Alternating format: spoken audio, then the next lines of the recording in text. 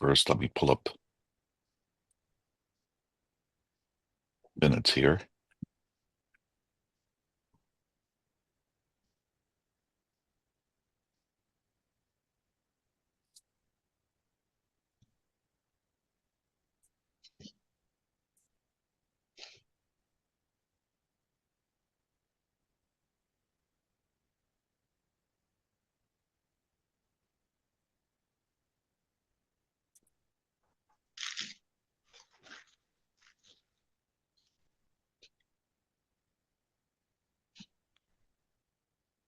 Okay. Good morning, everyone. Uh, let's see. First thing I'm going to do is just take attendance. Um, just Wendy, I'll just read them off. In attendance is me, Bob Dwyer, the chair, uh, Wendy Howland, the clerk, Jed Johnson, the vice chair, John Frank, and Brian McCarter. And I do not see any visitors. If a visitor does want to sign on, the instructions are on the agenda. Just raise your hand and we'll recognize you at an appropriate time for each agenda item. With that, I'm going to go and review minutes. Wendy, thank you for submitting the last two sets of minutes. Give me 1 second to pull these up. First of all, we've got two sets of minutes from the last 2 minutes to review, last two meetings to review. Does anybody have any corrections?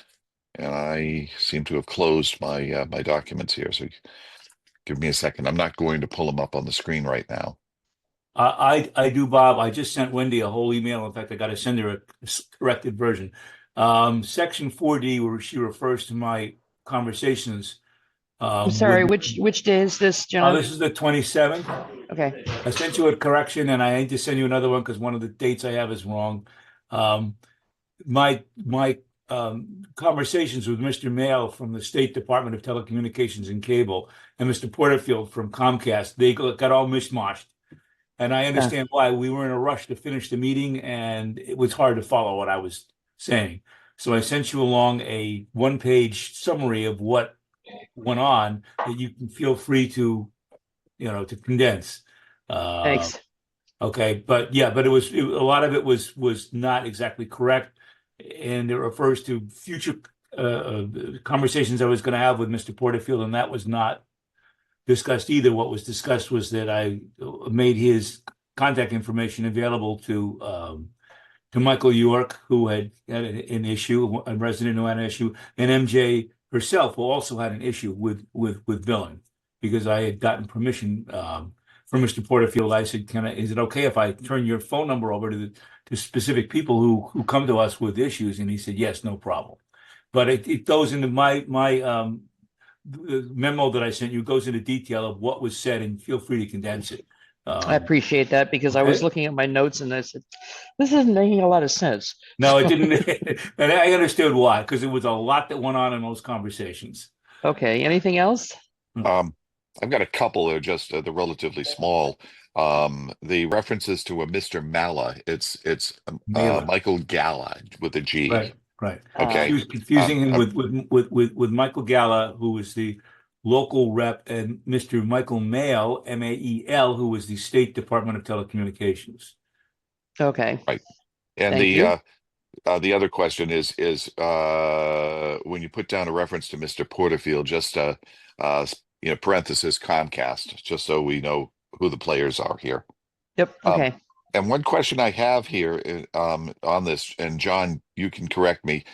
First of all, just procedurally, you've made a lot of changes here, so I'm going to defer review of this until Wendy can incorporate all of your edits into it, and we'll just take this up at the next meeting. But one other item, it says item 4 under that. This is under old business item J, cable TV, for anybody following along. This is on the 27th also? On the 27th, right. It says, although the town has a regulatory agreement for cable TV, this is not applicable. I'm not sure. I think what she's referring to is the 30-day notice. And it is not applicable. It was Comcast claims it was not applicable because they were in a last minute negotiation. Right, so you Ah. should put those words in the front, Comcast claims, Yes. because Right. I think Yes. we would claim it is applicable. Yes. Yeah. Oh, yeah. I'm with you. Okay, with that, I am going to defer any further discussion on the minutes of the 27th till the next meeting, and we see all of these corrections. Everybody can look at them. I don't think that's going to be that big a deal. Now, let me just pull up the next set of minutes. Okay, this is the March 6th meeting. Does anybody have any changes or corrections?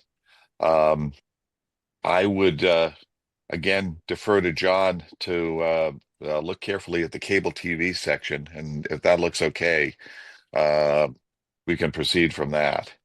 What I saw this morning looked okay to me. Okay. Okay, with that, do I hear a motion to approve the minutes of the March 6th meeting? So moved. Wendy Second. moves. Jed seconds. Okay, roll call vote. Brian, Aye. Jed,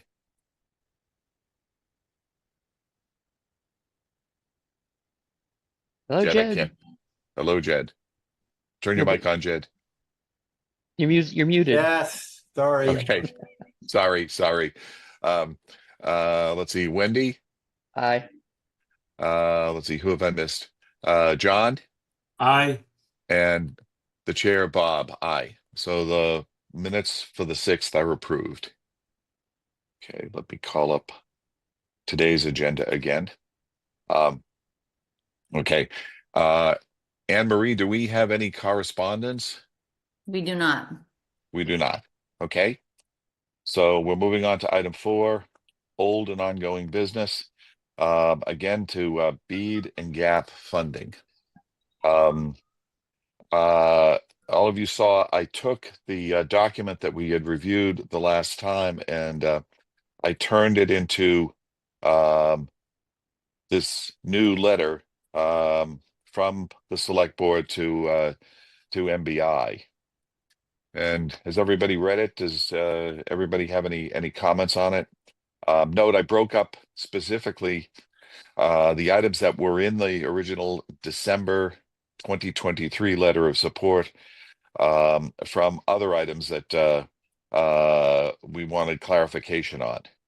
And one question I have for all of you is there's a third paragraph down. We confirmed that MBI received and understood these conditions. Do I need more specific reference, or do we want to attach all the emails that Brian had back and forth with Cornell Robinson and MBI?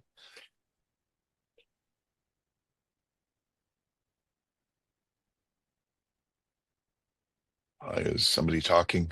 I mean, I didn't think that was necessary to go into that kind of detail, just, for the purposes of this. Just saying that, we did confirm it. But if you want to, add, via email exchange or something like that, that'd be fine.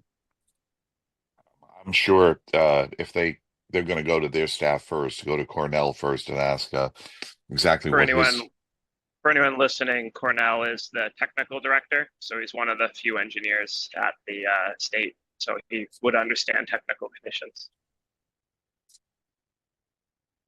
Okay. Any other comments on this letter? I can't even see it. Oh, I'm sorry.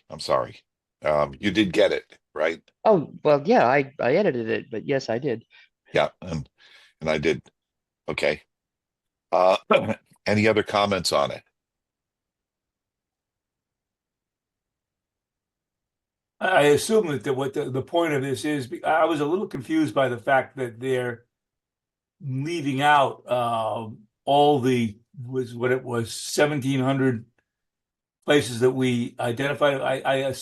I'm assuming from reading this what the idea is that that basically that if we were to allow to give Comcast a letter of support, it would then lock out any other vendors in the future who could supply service to those underserved areas.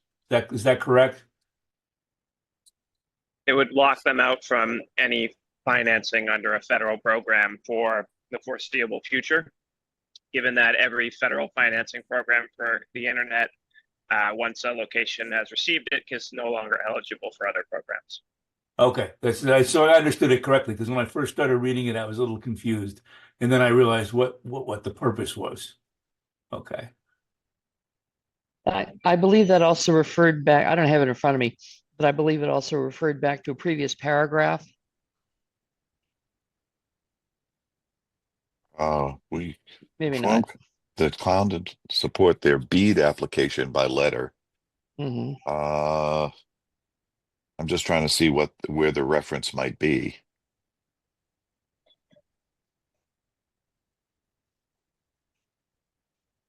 Well, the paragraph begins with the town was not aware You're of right. and did not endorse the addition of the expanded list of 1,700 locations, Yeah, including there it three is. challenged Yeah. areas to gap funding. I think that's a important sentence to have in there. Yeah, Right. and that's what I was referring back to.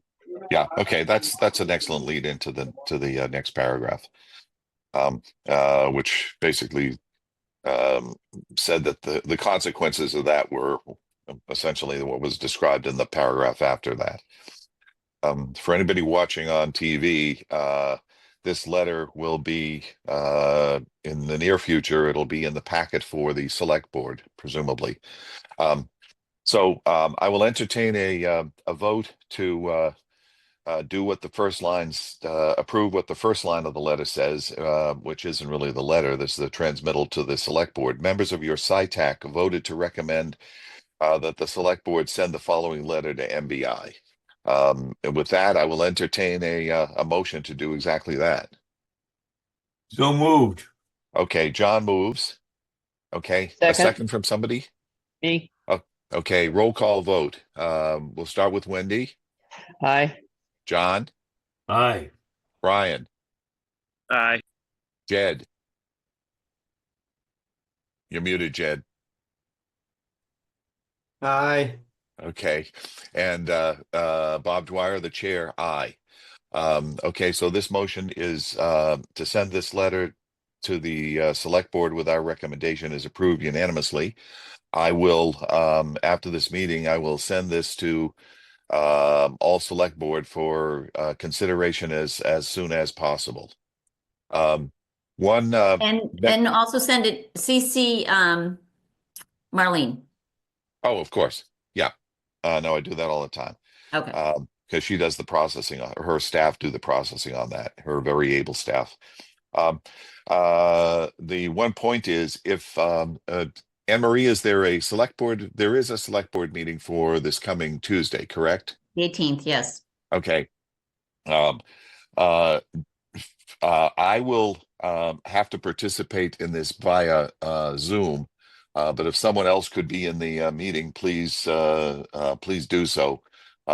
Anybody who can participate, this is fairly aggressive. Actually, this is aggressive, and the next one to Comcast is even more aggressive. No, we So prefer assertive. okay, assertive. Um, in any case, both of these are probably going to be gone over by the members of the select board with a high degree of diligence, shall we say. So as many members as we can have present either virtually or in the room would be appropriate if MJ can squeeze this on the excuse me, on the next agenda. Again, I'll be out of the country, but I'll be able to participate by Zoom. Okay, with that, anything else to discuss under BEAD or GAP? I think this pretty much covers that for what we can do for the time being. We do have some updates. MBI opted not to extend the BEAD round one deadline. Both the Berkshire's Planning Council and the Cape Cod Technology Council sent letters requesting more time. CostQuest Yeah, is that with respect to their inability to get at the cost quest database? That was the basis of their request? Oh, Brian, you froze up. Yeah, this is Bob again. I had been following that. Yes, that was the biggest issue, is that it was just absolute inability of CostQuest thought that these requests were not coming, were not needed anymore, except by applicants. And a couple of the towns, for instance, the Mashpee Wampanoag, got theirs, I believe, as an applicant. We'll get to that a little bit lower, but everybody else was frozen out. Um, So on the so 10th, they gave me a little bit of wiggle room if that that in writing they said that a town, a town itself can be given a decoded list by an applying ISP. But they then become bound to the license and can't share it. So it's still basically on the same terms of controlling the data, but it's a little bit late in the game on the 10th to be sharing that when the apps were due on the 10th. yeah. And then otherwise, towns can apply as applicants and decide later not to apply. So they've opened up a little bit of wiggle room, but not a lot. And again, with minutes to go in terms of trying to get the data and get a proposal in. And I got Brian and I got communications from Open Cape, who were having trouble. They could not find Bourne on the list. Somehow all the Bourne data got deleted from the CAI and the eligible list under BEAD for BSLs. Wendy, can I Someone's ask got you to mute background again? noise. Okay, thank you, Wendy. Anyway, they that disappeared, so there were a number of communications back and forth, and at the last minute, MBI restored the data for Bourne, and we know that Open Capes was busily preparing an application just by inference. So, there is at And it went least in. It got yeah, in before the deadline. right. Excellent. Okay, anything else on BEAD or GAP under item A on the agenda? Okay, hearing none. Let's move on to the regional approach to broadband. First, generally, Brian, can you confirm, were you able to get into the MBI board meeting at all? No. So I was not able to get on the MBI board meeting. Okay, MBI hosts their meeting, and they say you have to email somebody for the link, which is a little bit of a hurdle. And they didn't email out the link for their board meeting. So there was no way to access the board meeting. if there are real consequences to this, in other words, we find out that major actions happened that we would have liked to speak up at, I think we have the opportunity to file an open meeting complaint about this if we're not able to get access to it. So just keep that in mind when we see minutes from this meeting. Why would you wait to see if something untoward occurred to file an open access complaint? I mean, why wait? Just go ahead and file it. It's obvious. What, am I missing something? Okay, opinions on this? I would agree. Why don't we? I mean, if we couldn't get into it and it is a public meeting, I guess having read a number of the public meeting complaints on the Massachusetts website, they'll review it, they'll claim it happened, and then they won't do anything about it because there was no harm. Right. So, yeah, you can do it, and they'll agree with you. How do we know there's no harm? Well, that's you don't, but you have to show harm for them to really enforce anything. From what I've read, if there's no harm, they'll just send a note to them and say, "Do better next time." That'll be the outcome of it. I'm just looking at what's happened in the past from the complaints I've seen. So I'll just make that comment. It,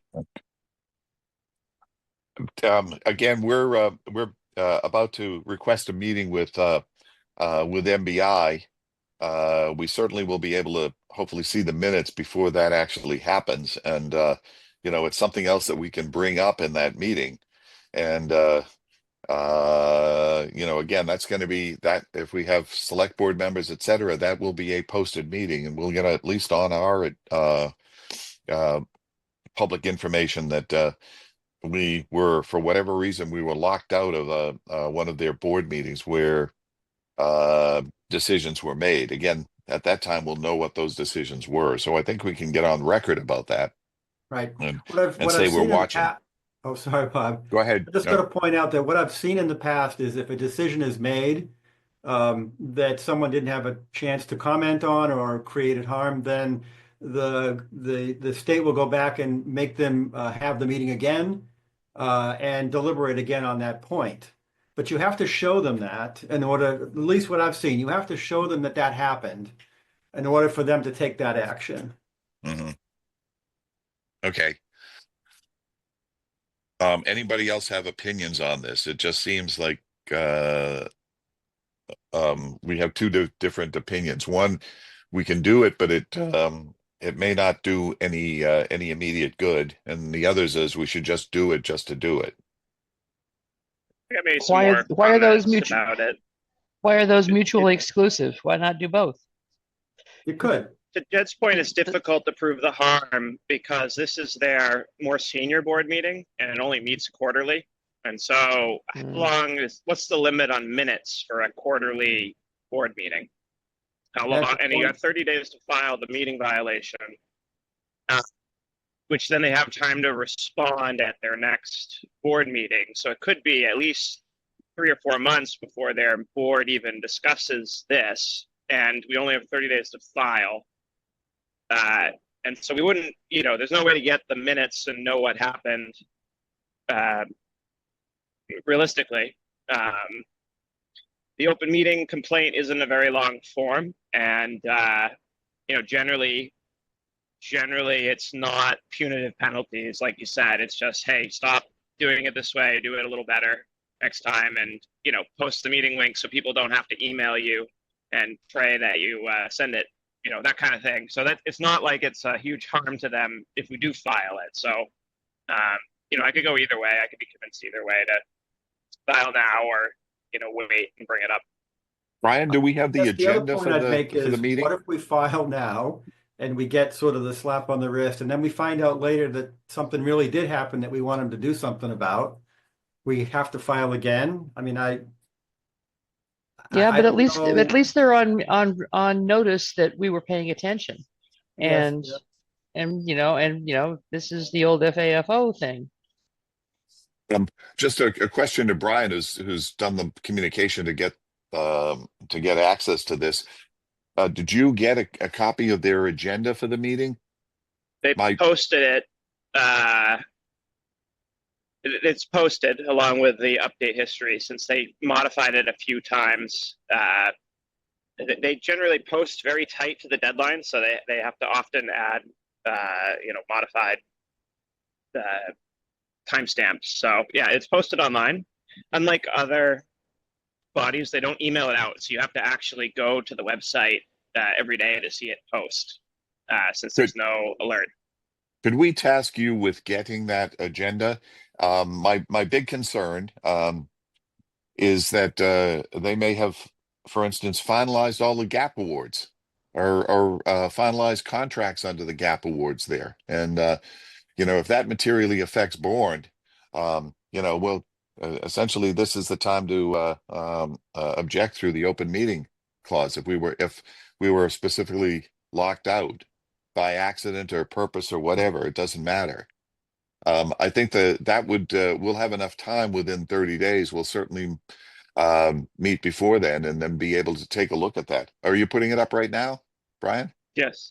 Okay, why don't you put it on the screen and we'll look at that. I'm going to go turn my video off here if you don't mind for a moment. And Brian, if you can put that up on the screen, we'll just see what a consequence may have happened.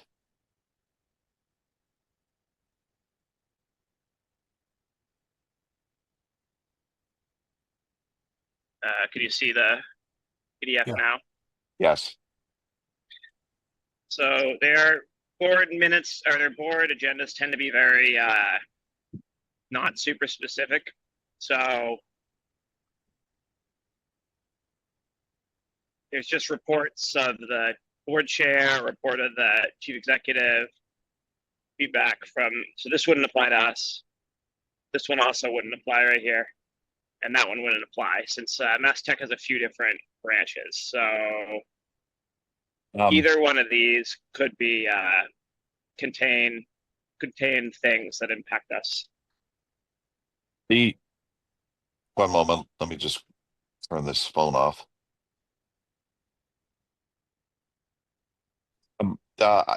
When I've seen these agendas before, sorry about that. Sorry for the background noise. When I've seen these things before, they've always had very specific motions. For instance, the motion to approve Accenture as a contractor to deal with the BEAD applications. So those are the executive board. So this is the full board. So typically the executive board meets monthly and the full board meets quarterly. So this is the report from the, I'm guessing, the executive board to the full board.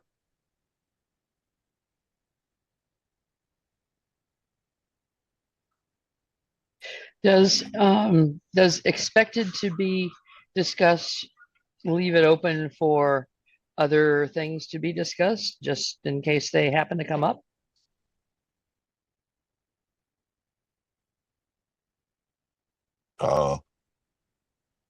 Anyone have opinions on this? I don't think we have absolute knowledge of that. Pretty vague. Yeah. And again, if nobody's objected, they've been able to walk with this vague type of agenda and get by with it, apparently, maybe for a while. I don't So the see chief executive is Caroline Kirk. So this would be MBI actions under the chief executive line item. So that's Okay. Michael Baldino's direct supervisor.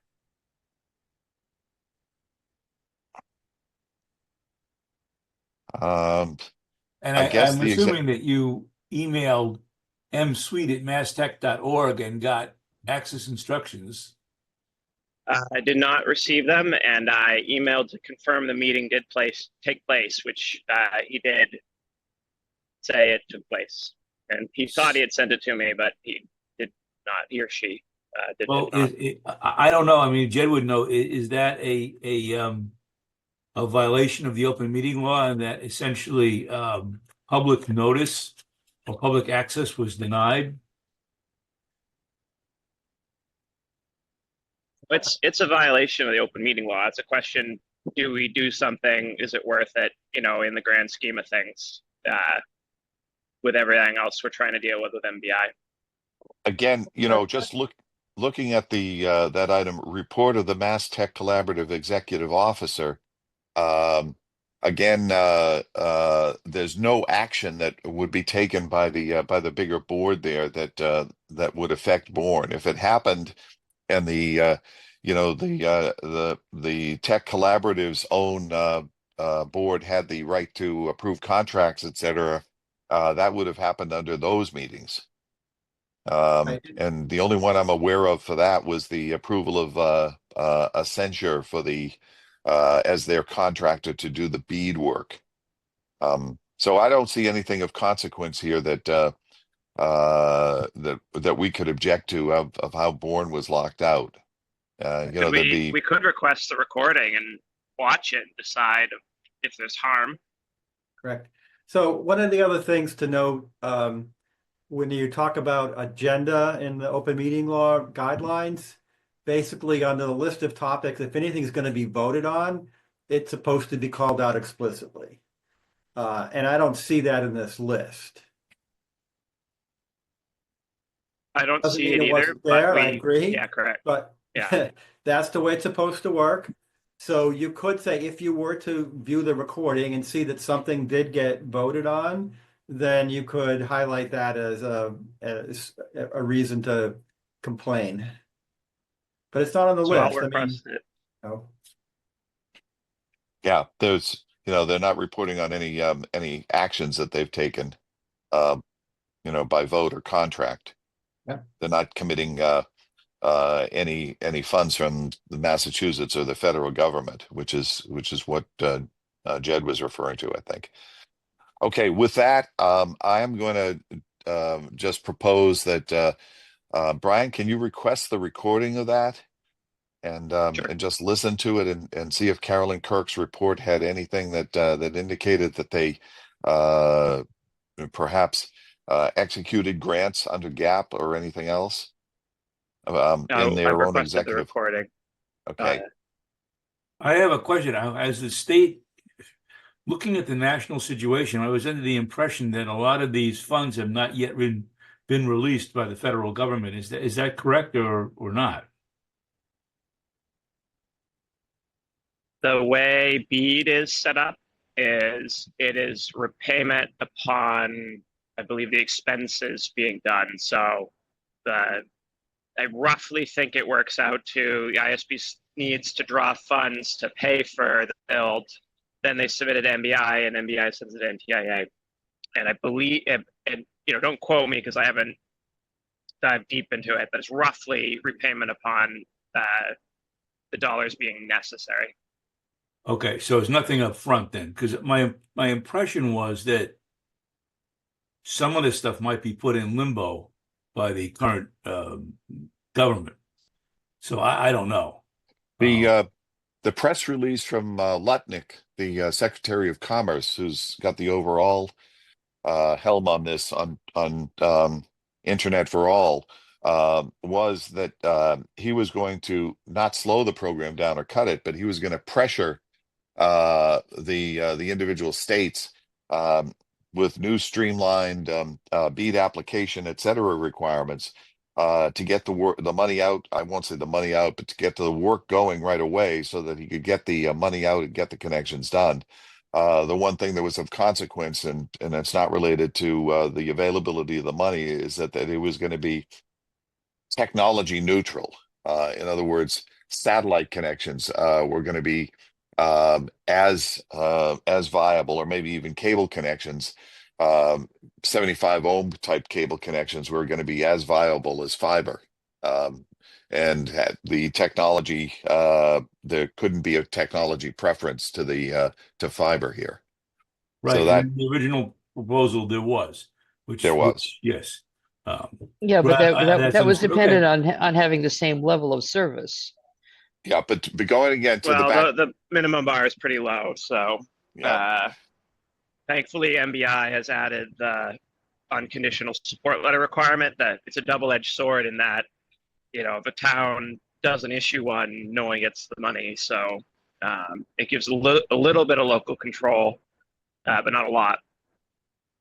Again, the letters of support are company by company. So if we had gotten, we gave a letter of support to Open Cape and did not give one to Comcast, for instance, and we'd make a decision about Verizon if their request had come in, which it did not. Anyway, the point is that it looks like the federal government does want this to go forward right now, the new administration, under different rules, but they do want this to go forward. So I think the discussions we're having are not pointless. The money will be there at some point. Okay, with Some of the that, changes are positive too, but they're more minor. So it's not all doom and gloom. There are a couple of requirements that everyone was basically copy and pasting and not really addressing, like the environmental concerns and a few other things. They're just looking to strip those out. It was literally copy paste of the same text basically from every ISP, and so I've heard some analysts call some of the requirements people just paying lip service to them. So they're looking to strip some of those ones out that don't really impact projects that much. okay. Well, anyway, so the money is going to be there. So MBI will still have be able to do the contracting and eventually distribute the money to the awardee companies at some point at the end of the 2 years, for instance, for GAP. Okay, I'm moving forward into sub issues here. liaison with the Tech Council. Brian already described how the Tech Council sent in a letter requesting an extension, and that was denied. So everybody, whoever got stuff in, God bless them, they were able to do that. The towns in Western Massachusetts, I think, were under particular pressure. Mass Broadband Coalition, I have not heard any communication from them in the last week under item B2. And as far as other towns, Brian, do you have any more details on what the Western Massachusetts towns went ahead and were able to get together at the last minute? Were Not they or much. Not they were all stuck on the unconditional letters and figuring it out. Cost Quest. So I don't know if anyone sent them. Mhm. Some towns, though, were getting told by MBI that if they don't send in support letters, this whole state's going to lose funding. So that's Is that true? it doesn't seem possible based on the way rules are written. But that's a new wrinkle to bring up with MBI because that's a pretty serious comment if it is true and it's not been disclosed and it's not been made public. So, you know, if we're going That to would be a sitting down with threat.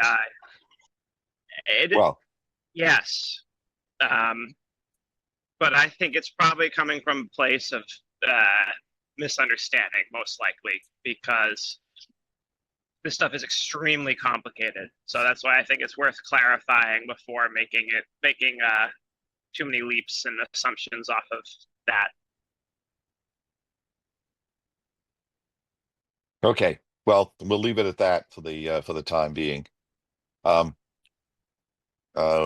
we shall see what the consequences are. You know, there may be the towns, especially the what was it, the Berkshire Planning Board, seem to be shepherding a lot of the smaller towns in doing this, and we'll see what success that they've had. Okay, Brian, would you like to describe your interactions with the Wampanoag tribe and how they got into Cost Quest and what their application was? You've been the most communicative with them. I don't think I have an update from last week, or maybe I received it Friday. Let me give me 2 minutes. They requested something really specific. Let me check my.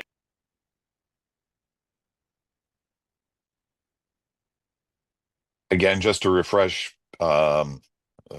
people's memory, Verizon originally had a gap application. It was a gap award that they won, and it was in conjunction with awards to Sandwich and Falmouth for the town of Mashpee. And then inexplicably they withdrew their application or their application specifically for the town of Mashpee. And the Mashpee Wampanoag tribe at that point decided that they were going to go in as the applicant. And Brian, you want to elaborate on that? Yeah, so they have their own consultant helping put together applications from the tribe for this. The last thing they were asking me about was the contributed infrastructure rule, since they are a government and they already have some hardware in the works and or in the field, what the rules are. And so the contributed infrastructure rule allows a government to hand over things of value, hardware, staff time, any bunch of different things, and it can be up to 15% of the project costs, which helps drive down the co-funding. So it's one way to help government applicants, which is the tribe is essentially under the same rules since they're a sovereign government.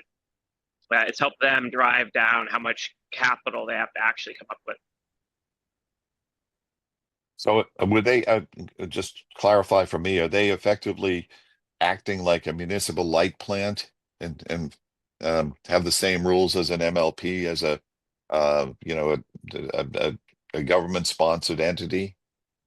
I don't think they would need an MLP. Well, It no, would they be don't. They are an MLP. functionally identical, other than they can raise their own debt. Not functionally, it's concept wise, it would be identical, but the mechanics of the debt financing will be a hair different, but basically the same type of play. You know, a government owned internet. And in this case, it's they already have some tribal funding to reach their members. So they could use some of that as their contributed infrastructure to then build off of that and cut down their co-funding. Yeah. Just as background, Brian and to some extent me have been acting as kind of background advisors, just to help them along in terms of some of the mechanics of this, up to the point where they got a contractor. So they've just kept us informed, sort of, on what they're doing. So we helped them get Brian helped them get the CostQuest license, which they were eligible for. Okay, we're done with Mashpee. The next item is item 4C, potential application for DOR fiber funding. We haven't done anything on that, and I don't think We the need to town. start too, because I think it's due in early April. So we need to figure out where to build. If the only place You're frozen, Brian. Brian, we can't hear you.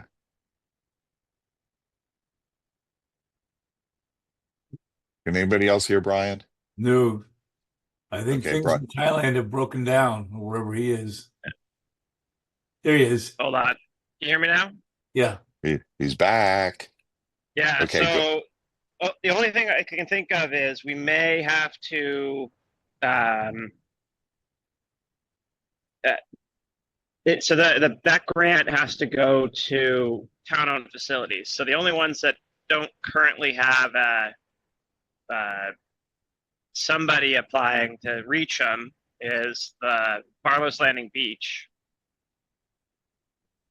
and possibly so it depends if I haven't seen Open Cape speed applications. So I don't know if they went for all of the CAIs in the first round or just the CAIs along Barlow's on the way to the unserved. So I think we need to Brian, see their when they put in their letter of request, they said they were hitting all CAIs in the town of Bourne. Yeah, and I understand that it looks like there'll be 3 rounds, and so potentially the CAIs get a better formula in each round. So there's a possibility they just went for a few in round 1, and then they're going to do round 2. he's frozen again.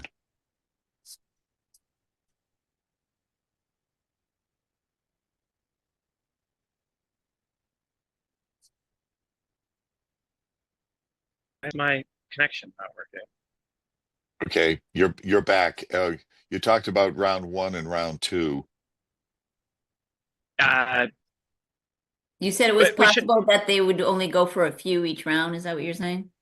Yeah, because the way in round 1, the CAIs didn't look like it got any extra money. In my read of the way the formula is, so the strategic thing would have been to go after just the unserved, and then wait for round 2 for the better formula. But Open Cave has a tendency just to put in the plan the way they want to do it, and then wait for MBI to tell them they don't like it or it doesn't fit their rules. So I could see them doing it either way.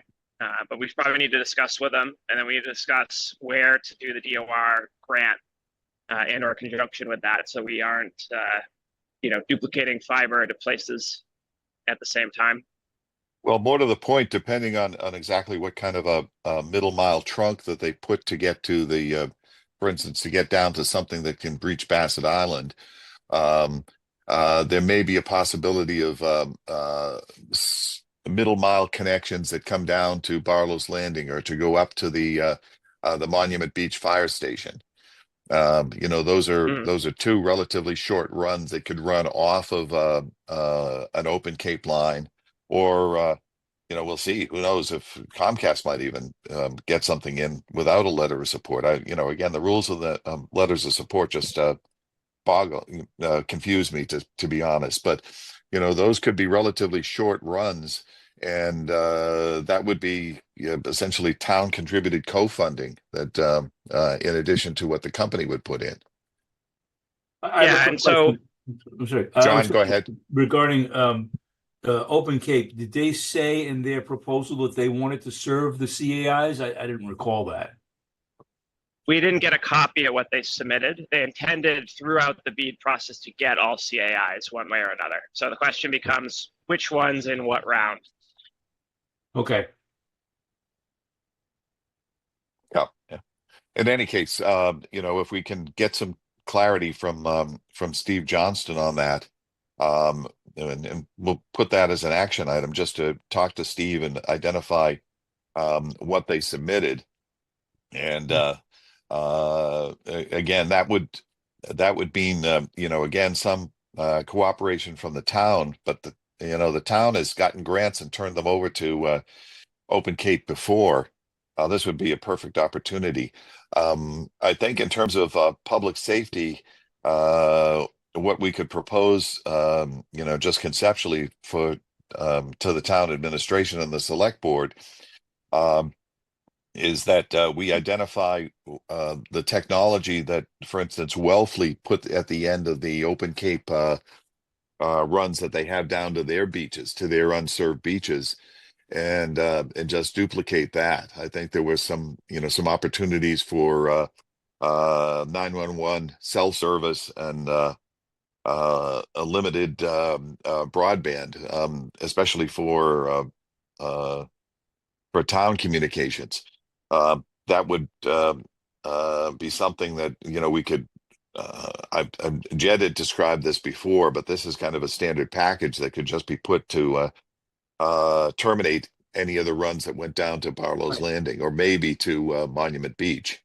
This was reported by somebody from the advisory committee in Wellfleet, who had a pretty technical background, had worked with the IT department in Barnstable. And apparently Wellfleet uses a Cisco product that I'm very familiar with that allows you to have a guest access built on top of the town network. And that's what they did out there. Mhm. If we're lucky and Bourne uses the same Cisco products, I wouldn't be shocked if that were the case. It's an easy way to do guest access. Mhm. At that same meeting, they talked about extending some kind of telephony service, but they really haven't. Last I talked, Wellfleet doesn't have that on the beaches. Okay. I think because the co-funding with the way the round one formula is going to be so high, we might just have to propose going from the backbone on 28 down Barlow's Landing to Barlow's Landing Beach, put in that Wi-Fi solution, and then we hand it all to Open Cape as contributed infrastructure, since they're going to be looking at a pretty hefty co-funding because of the inability to recover passing the served. So, roughly, barring Steve Johnson saying somewhere else is a better play, that would just run down Barlow's and drop the Wi-Fi solution. Brian, the last time the limit on the DOR funding was 250,000, and that got 2 or 3 years ago. That got 2 or 3 miles at most of fiber connection. That's not going to be. I don't think that's sufficient to get all the way down to Barlow's Landing or to the Mon Beach Fire Station. In any case, I'm it's worthwhile checking right probably now. talking to Steve Johnston and Anne Marie. Do you think the select board would go for that? This is applying for the funding and then turning it over to, presumably, if Open Cape is the only applicant and they get funded, turning the money over to Open Cape to make connections to Barlow's Landing and the fire station. That although the new fire station is coming up on the May town meeting for funding, it's 3-4 years before that'll be up and running. I would guess that's the usual timeline that it takes. Anyway, Anne Marie, just your opinion on this? Well, um, Brian, did you mention co-funding for this Yeah, DOR? so for What does that BEAD, mean? the co-funding of the DOR is quite small. It was it's like 5% or something. It wasn't a lot. Like I think it was 10 or so grand. Um, Potentially, then Open Cape could cover that if they're getting the money to further the BEAD grant. So there's also the possibility to apply to the Healy administration's funds. They have funds set aside for towns that want to pursue federal financing. So the BEAD is one of the programs where we can, they have a 3-week out rolling basis application to ask for co-funding. So um, we could potentially, at no cost to the town, if we go after that as the co-funding source, do this. The only I- burden, yeah. Go ahead, Go Anne Marie. ahead, I'm Bob. sorry. Well, I Go was ahead. going to say the last time the burden on the town was physically filing the application because it had to come out of the town administrator's office, and all of that was an online fill in the blanks, and I sat next to Kathleen to put that in. And then in terms of the grant itself, that was turned over to Open Cape and for the Buzzards Bay connections. And if I'm not mistaken, they paid the co-funding, the 15K of co-funding on that. So, And I just think timeline wise, I don't think it's going to be realistic. The application's April. I mean, and the type of even if we have the ability to if we're on the hook for some co-funding, I just think realistically it's not going to be possible by April to be able to go after it. well, if we could get Open Cape to agree to provide the co-funding, again, they would be the contractor to put it in, and they would own and manage it. Right, I understand that. I think, yeah. Well, I think conversation with Open Cape and what their plan is with respects to, the CAIs and what their intent is with their uh application for BEAD and yeah, I just think it's gonna be I just it's think it's tight. gonna be tight, yeah. Yeah. So then maybe the strategy is, save it for next year because it's an every other year grant, and we focus on going after the special bucket for federal funds, and that's actually a bigger pot of money. And because I think we want to support the CAI plan because if we get backbone to all CAIs in Bourne, Right. that's very good quality fiber everywhere, and then it's leasable to other providers because there's already marketing agreements with Crown Castle, so it's somewhat carrier neutral because Yeah. anyone else wants to do Right. something more and they just rent it from Open Cape. Right. No, Yeah, I don't disagree with that at all. anyway, I think in terms of discussions with Open Cape, if they are nominally a winner or in negotiations with MBI on the Bassett Island connection or the CAIs, then if they were talking about what route to take, etc., and we at least inform them that next year there might be an opportunity for $250,000 to make connections to these two other town-owned facilities, and they would get to own and operate that for the price of a very small co-payment. That's something that they could bring up to MBI and say that's why we want this routing. Right. So I think we need to talk to them beforehand. Yeah, I think having a conversation with Open Cape and what their plan is and their intent would Mhm. would be beneficial. Okay. And at that point, if it looks like we have some information on that, as long as at the point it's public, I think a show and tell with the select board for a few minutes with slides. Sorry about that, but with diagrams, essentially would show the routings. The pictures are worth 1,000 words in that case.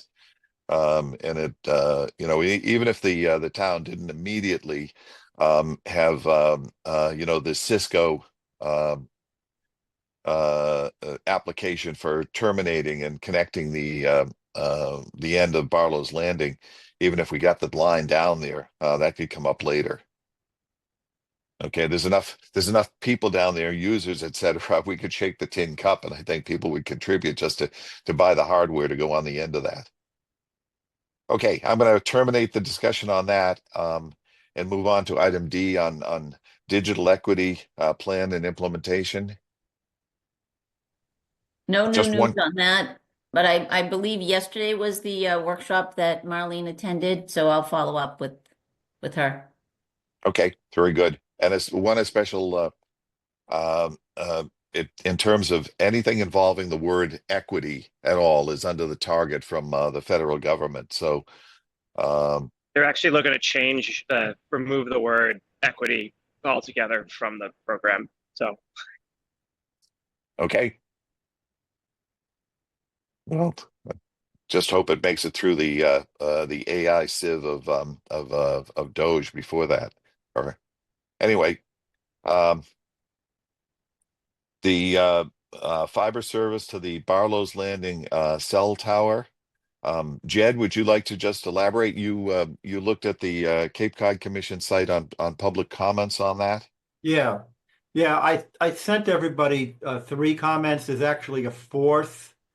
The fourth one is a 2 or 3 sentence paragraph from a member of the Pocasset Golf Club that leans on the fall zone point.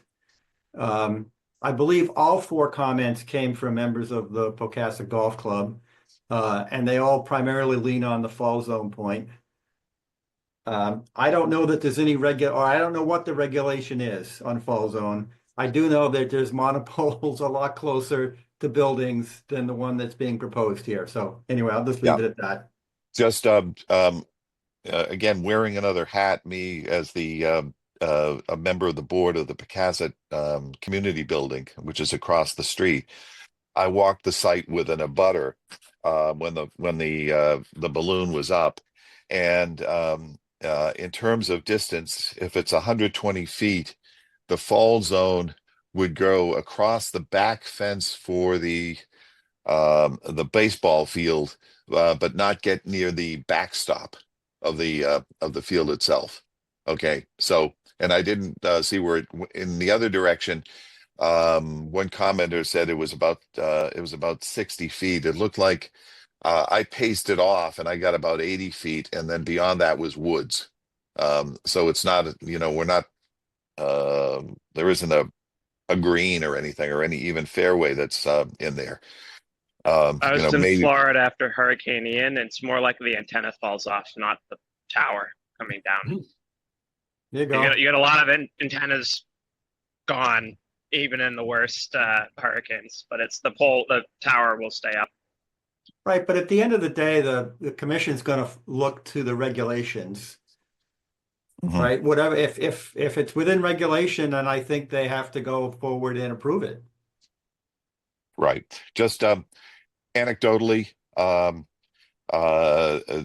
one of the dinners that the golf club has had, one of several of my neighbors belong, and this was an item of informal discussion at the dinner. Okay, so and it was mentioned at the dinner that there was a deadline coming up for people to submit comments. So I guess that's where I guess these 3 or 4 comments probably came from. Our particular facility decided not to submit any comments. The pole is far enough back that the aspect ratio in terms of its visibility, it is much less visible than even the light poles around the Little League field. So we couldn't see any possible comments on that. By the way, there is one neighbor who is busily researching because he's afraid of EMF. He's afraid of radiation coming onto his property from the cell phone tower. And good luck to him. What can I say? Ask me sometime about the blowback, literally, no pun intended, that we got at our house when we tried to put up a windmill for electrical generation at our house. It Well, sounds like the same people. They don't have enough to do with their lives, and they come up with all this well, foolishness. Oh no, well. again, the fall zone regulation on the wind turbines is is like 3 times the height of the tower, effectively meaning it's impossible to put one up in town. But in terms The of state has a elect, site we can refer them to with the regulation for this. This has already been ruled on by the state of what the limits are, and it's available on the Department of Telecommunications website. If they have concerns, they can look there. I can also point out that the amount of EMF, and this is what they call unfortunately, I'm an expert on this. Non-ionizing radiation isn't the same thing as you get from an X-ray machine. It's electromagnetic. And there are state and federal regulations having to do with public and worker exposure.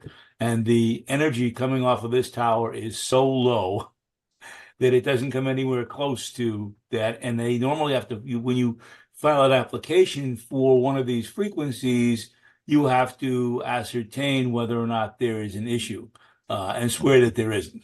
So this is totally regulated. So there's no way that anybody going on that tower would put out any kind of non-ionizing electromagnetic field that would in any way endanger anyone's health, but as established by the state of Massachusetts standards, which were much more strict actually than the federal regulations. Eventually, the feds started to reduce their number to come closer to Massachusetts.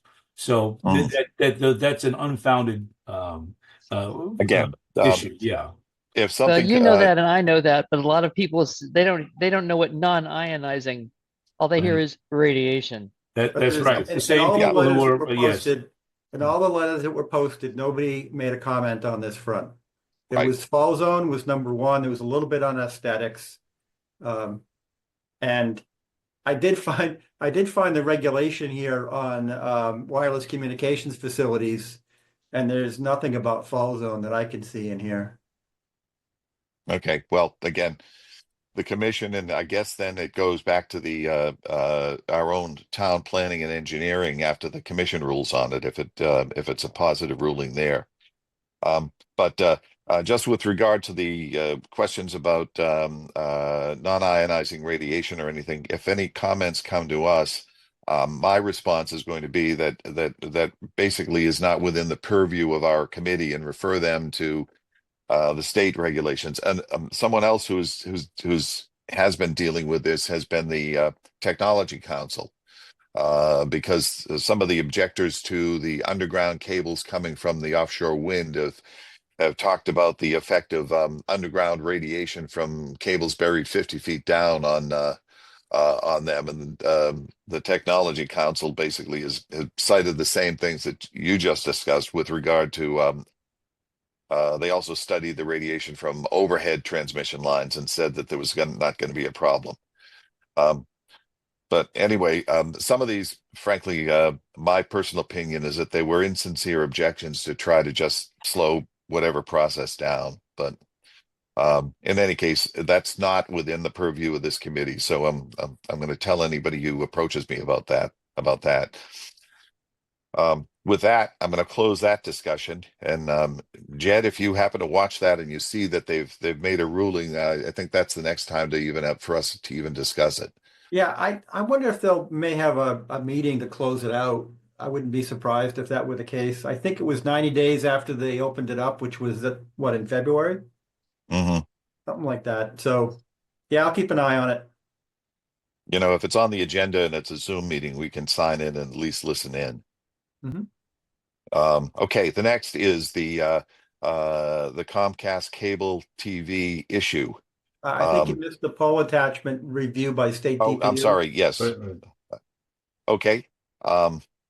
Has anything, again, that's totally within the purview of the administration and the select board, but is there anything that new that we should be involved in?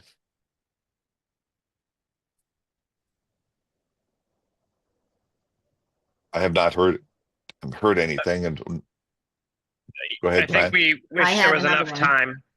If there was enough time, yes, because it's probably helpful to the town, but the constraints of time are always an issue. Again, if you pointed out, if the data come in and it's public record, that's certainly something that we should at least be aware of and take a look at. And if it's detailed information that might be useful to any applicant for any of the BEAD money, that's something we can, perhaps make them aware of, as long as it's, public information.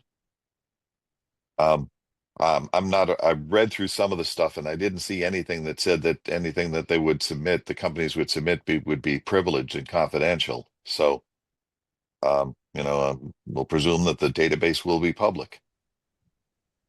You mean the Okay. comments to this? They are public, so Right. that was a concern by one ISP that talked to me about responding to it. Well, again, the ISP will have to deal with the DPU or telecommunications or whoever is running this. Okay, moving forward. Next is the see if I can find this.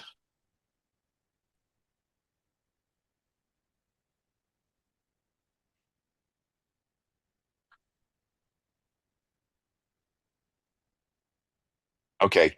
Has everybody seen the document? It was circulated last year with the it said select board letter with citations fixed. Brian, do you want to bring that up again, or? I haven't edited it since the copy from last week. I think, Bob, did you make any edits to this? I just had not really edits. I think it was a great, very specific job, a list of particulars. Um, the one question I have in the executive summary is the third item is hold a public annual review hearing if Comcast fails to respond. My personal opinion is that we should just request that the annual public review meeting be held. Just request Comcast to schedule that with the select board and anybody else who comes. And I think the next item is just to turn this into a letter to send to Comcast. I mean, it's an excellent job, Brian, in terms of putting together all of the list of the specifics on this.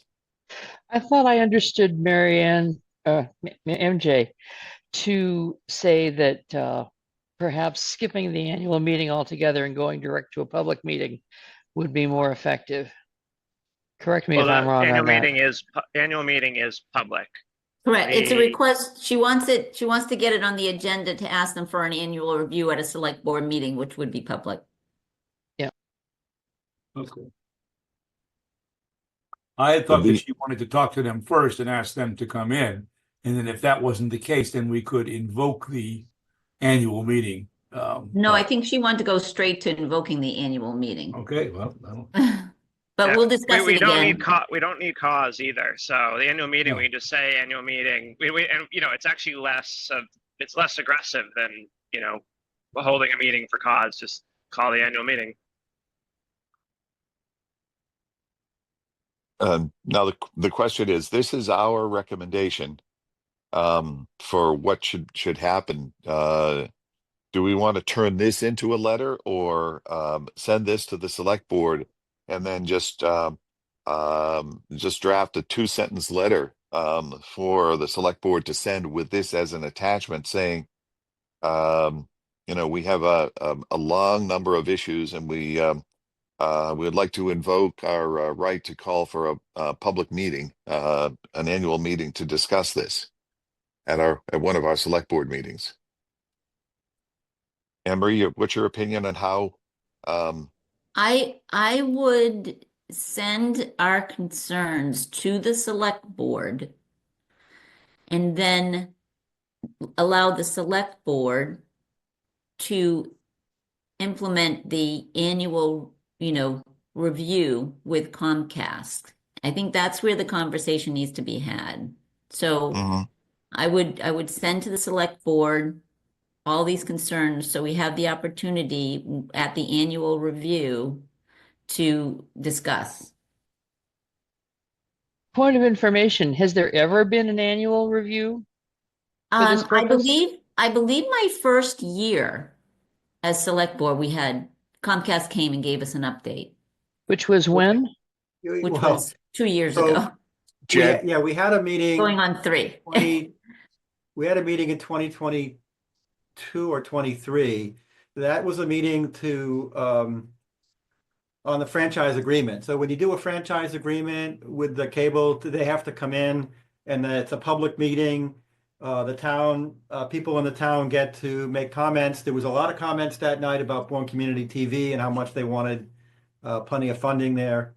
That's the meeting I remember we having with Comcast about 3 years ago. I am not aware of ever having an out of cycle meeting with Comcast. okay, but that was at the review for the reinitiation of the contract. Yeah, right. That was leading up. That was actually the kickoff meeting for the negotiation on the contract, where the public gets to come in and make comments as to what the committee should include when they negotiate with Comcast.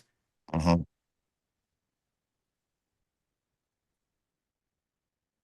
Well, I think this is timely. So, looking at, for instance, the executive summary, my personal opinion is to take item 3 and move that to the top of the executive summary.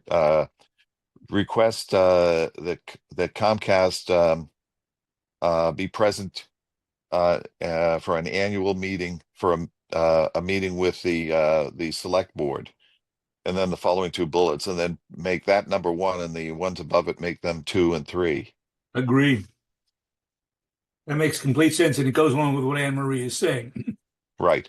We asked for the meeting first, and now we're going to tell you what our concerns are. And let the select board decide, but I mean, judging from MJ's consternation at the last meeting, I would think that they want to move ahead with this, because she was pretty upset with what was happening in her personal situation.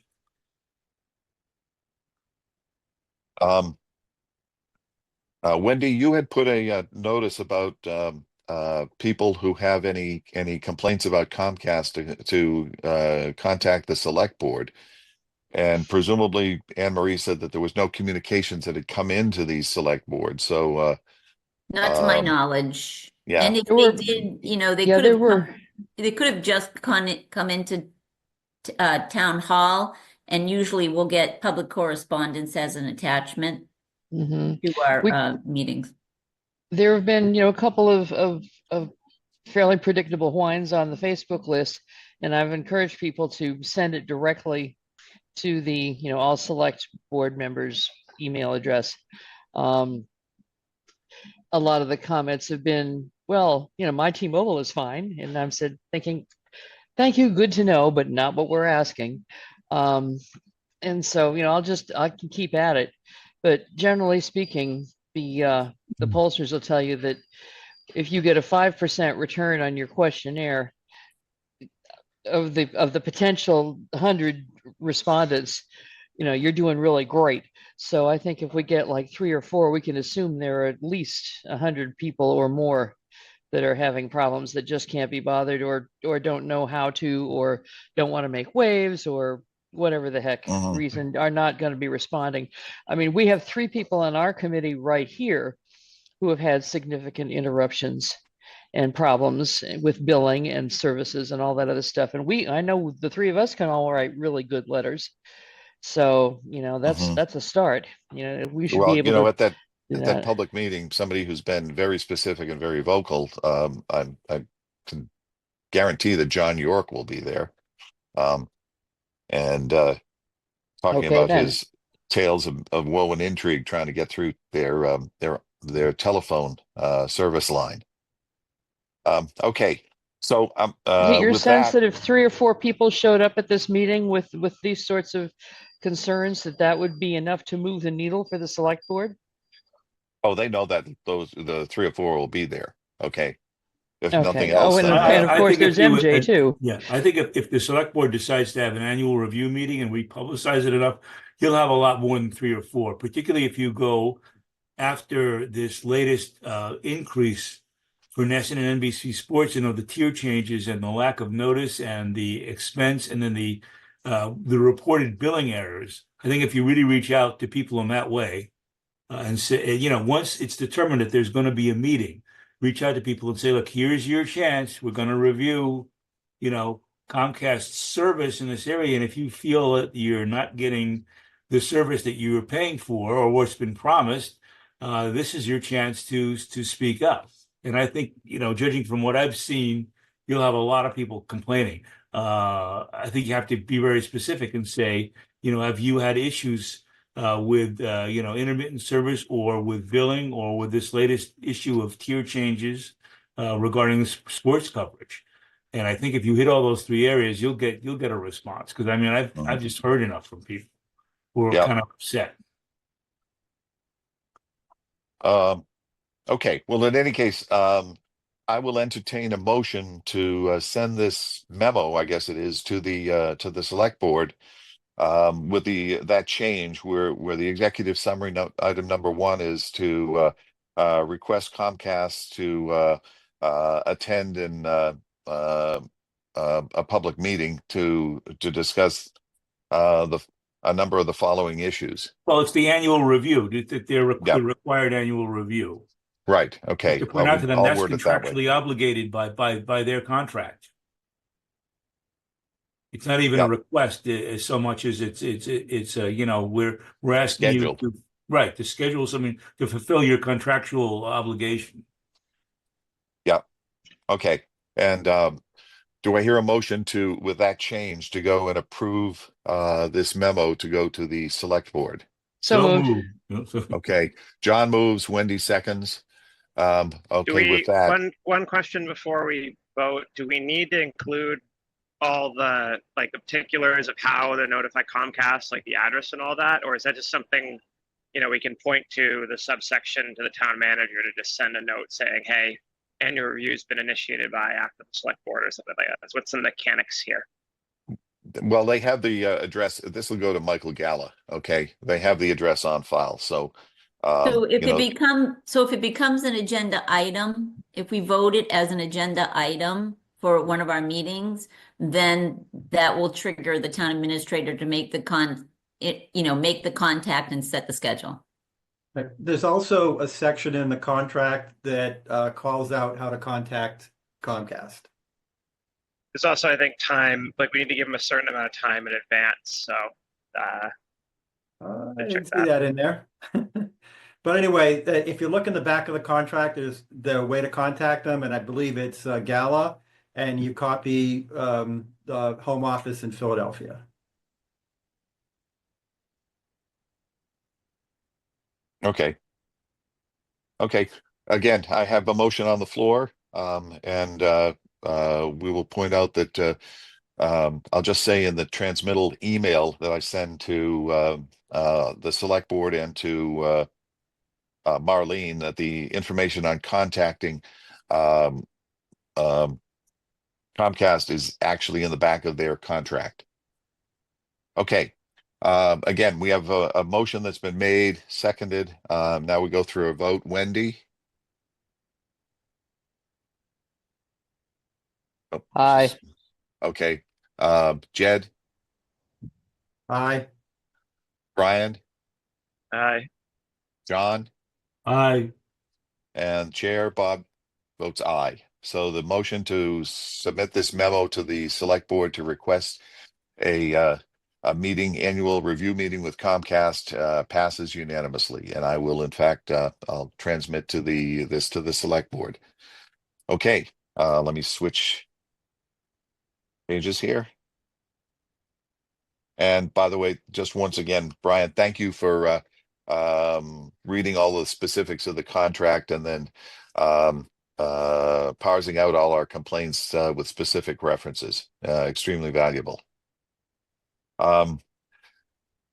Okay, I think we have covered item H already. I already mentioned that Secretary Lutnick said they are going to make the Internet for All program. It's going to continue, number one, and it's going to be technology neutral with the idea of getting the program going faster. Okay, should we schedule a meeting for next week? Or can we wait 2 weeks? We will be, I don't know whether MJ can get either or both of these items on the select board agenda for next Tuesday, and possibly with directions for us for the day after.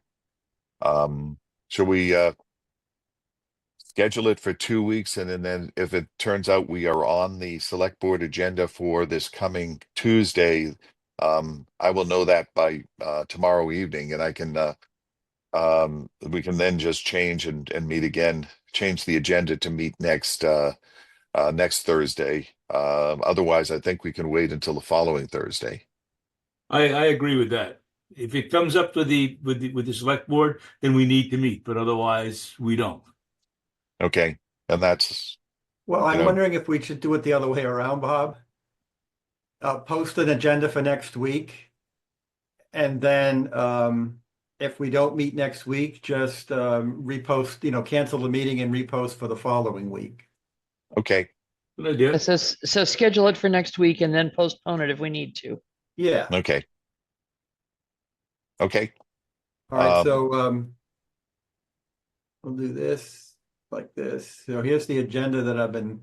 So did we take this one out, Bob? The only change I could see to the agenda is getting rid of that. which one are you taking out?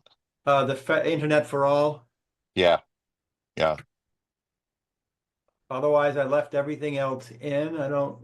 Right? We want to go through everything else again next time. I think so. Presumably the letter to MBI and the letter to Comcast, both of those will still be in play. The next time we meet, the select board will have discussed one or both of these and may have directions for us, so they should stay. And I think everything else should stay. Okay. Okay. Thank you, Jed. If you would go ahead and post that. Mhm. Okay, moving on. I'll entertain a motion to adjourn. So moved. John moves. A second. Anybody? Second. Jed seconds. Okay. Going right around, not seeing the open mics. John, Aye. Jed, Aye. Brian. Aye. Let's see. Wendy Aye. and me, the chair. Aye. Move to adjourn. Okay, see, we are adjourned, and we will see if this is on the agenda for the select board. I'll know that by tomorrow afternoon, evening. I'll notify everybody to try to be there. Again, I will be out of the country.